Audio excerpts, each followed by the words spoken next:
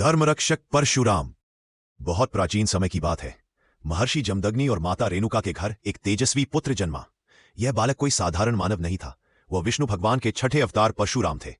परशुराम नाम इसलिए पड़ा क्योंकि वे हाथ में परशु फरसा कुल्हाड़ी धारण करते थे, जो उन्हें भगवान शिव ने प्रसन्न होकर स्वयं प्रदान की थी। परशुराम बचपन से ही अत्यंत तेजस्वी, विनम्र और शौर्य से पूर्ण थे। ऋषि धर्म का पालन करते हुए तप, विद्या, युद्ध कला और शास्त्रों में निपुण हुए।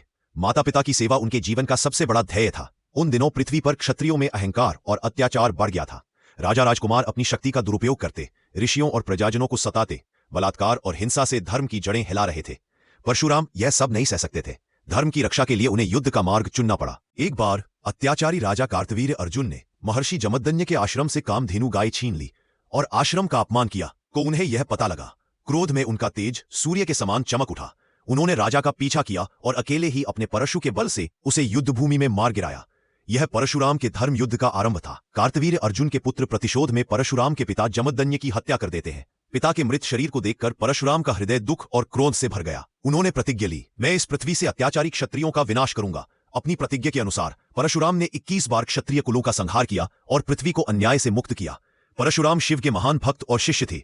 शिव ने उन्हें दिव्य परशु, अद्भुत युद्ध कला और अनेक दिव्य अस्त्र प्रदान किए। परशुराम को काल के दंड की संज्ञा भी दी जाती है, क्योंकि वे अधर्म के लिए विनाश का रूप बनकर प्रकट होते हैं। त्रेता युग में जब श्री राम ने शिव धनुष तोड़ा, तब परशुराम वहां प्रकट हुए। उन्होंने श्री राम की शक्ति को परखा और यह जानकर कि वे स्वयं विष्णु के अवतार हैं, आदरपूर्वक उन्हें आशीर्वाद देकर चले गए। यह क्षण दो दिव्य अवतारों का महासंवाद था। कहा जाता है कि परशुराम चिरंजीवी है, अर्थात वे आज भी जीवित हैं। वे महेंद्र पर्वत पर तपस्या कर रहे हैं और कलियुग के अंत में भगवान कल्कि को युद्ध विद्या सिखाने के लिए प्रकट होंगे।